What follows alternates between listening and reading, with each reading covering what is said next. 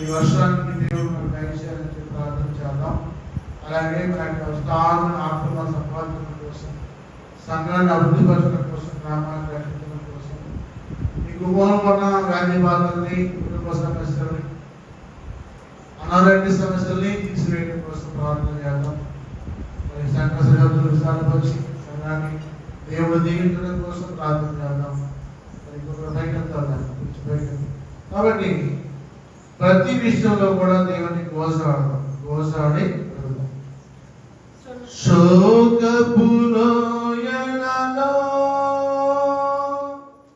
కష్టాల కడగట్లలో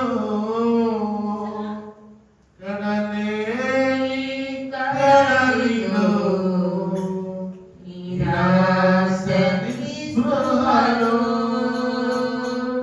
శోకపు